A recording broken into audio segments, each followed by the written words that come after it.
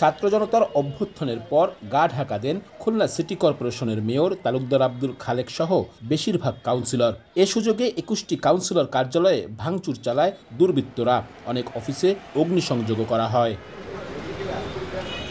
জনপ্রতিনিধিরা আড়ালে চলে যাওয়ায় স্থবিরতা বিরাজ করছে খুলনা সিটি কর্পোরেশনে। মিলছে না কোনো নাগরিক সেবা। জন্ম নিবন্ধন, মৃত্যু সনদ, নাগরিক সনদপত্র, ওয়াসিয়াতনামার মতো জরুরি সেবা নিতেও খালি হাতে ফিরতে হচ্ছে নগরবাসীকে। একই চিত্র উপজেলা পরিষদ ও ইউনিয়ন পরিষদ অফিসেও। এতে বাড়ছে নাগরিক ভোগান্তি।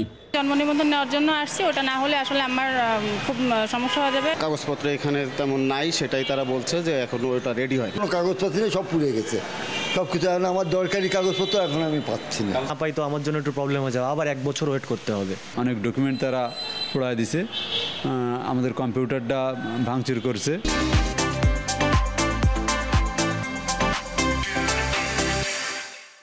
অবশ্যই এক জায়গায় অবস্থান করতেছেন, আমাদেরকে নির্দেশনা দিয়ে দিয়েছেন আপনারা এইভাবে করবেন। শুধু নাগরিক সুবিধায় নয়, মেয়রের অনুপস্থিতিতে বন্ধ আছে সিটি কর্পোরেশনের প্রশাসনিক, আর্থিক ও উন্নয়ন কাজ। রুটিন কাজের বাইরে কিছুই করতে পারছেন না কর্মকর্তারা।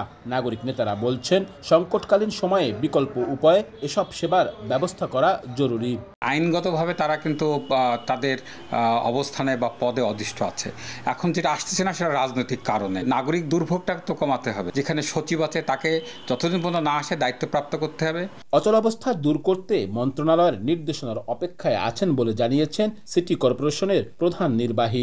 মন্ত্রণালয় থেকে এই সিদ্ধান্ত আসার ফলে যদি আসছে, তাহলে আমরা এই যে সাময়িক যে সমস্যা হচ্ছে, এই সমস্যা থেকে আমরা উত্তরণ হবে বলে আমি বিশ্বাস করি। স্থানীয় সরকার বিভাগ কর্তৃক এই সিদ্ধান্ত আমরা পাবো। খুলনা সিটি কর্পোরেশনের ৩১ জন কাউন্সিলর ও ১০ জন নারী কাউন্সিলরের মধ্যে অফিস করছেন মাত্র ৩ জন। আব্দুল্লাহ আল মামুন রুবেল, সময় সংবাদ, খুলনা।